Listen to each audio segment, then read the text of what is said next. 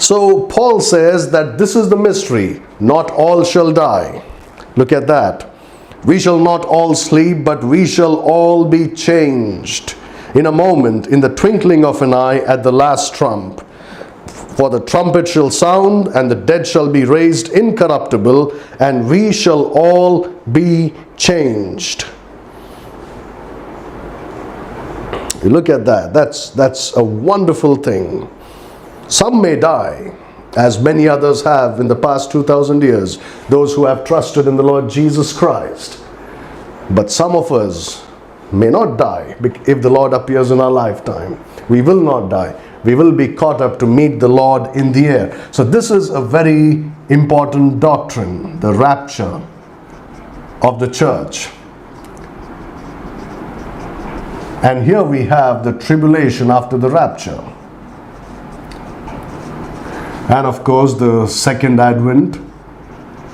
And this is something that you must keep in mind. There is a big difference between the rapture and the second advent, and they both are removed from each other by at least 7 years or even possibly 10 years. The tribulation will be 7 years. Alright, and the whole time period between the rapture and the second advent could be 10 years. And then comes, of course, the millennial reign of the Lord Jesus Christ. This is how the Bible divides the history of this world. These are the basic divisions, the very basic divisions. Now this rapture that we are talking about is typified in the Bible by the translation of Enoch. Alright, let's look at that. Let's look at Hebrews chapter 11 and verse 5. Hebrews chapter 11 and verse 5. Enoch is a type of the church. And this is something that's very important. I've been saying this in many of our Bible studies, that a study of types in the Bible is very important for our understanding of doctrine. Unless you understand types in the Bible, there are many things that you will be hidden from your eyes and you will not be able to see the truth. Look at Hebrews chapter 11 verse 5. By faith Enoch was translated that he should not see death, and was not found, because God had translated him. For before his translation he had this testimony, that he pleased God.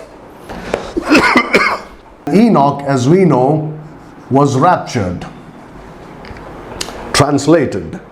By the way, did you know the word translated, every time it is used in the Bible, is used for something that has been taken from one position to another position which is far superior and better than the older one.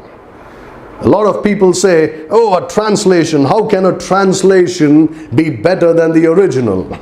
You look up the word translate in the Bible, translation in the Bible, it's always being taken from a lower position to a higher and a better or a superior position. So translation can be better than the original.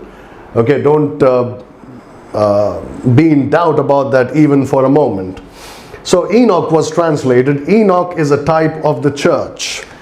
But you see, Enoch was translated just before the flood of Noah, of Noah's days. The flood. In the days of Noah. Now you must keep this in mind, because the flood of Noah is a type of the tribulation. Type of the tribulation. Just as Enoch is a type of the church. You see that? Enoch is a type of the church, whereas the flood is a type of the tribulation. And of course, Noah and his family are a type of Israel. Especially. So here you have Enoch being translated before the flood begins. Alright, and all the wicked of this world are destroyed by God. And only Noah and his family have been saved. So the church is raptured before the tribulation, and this is the time when God deals with Israel.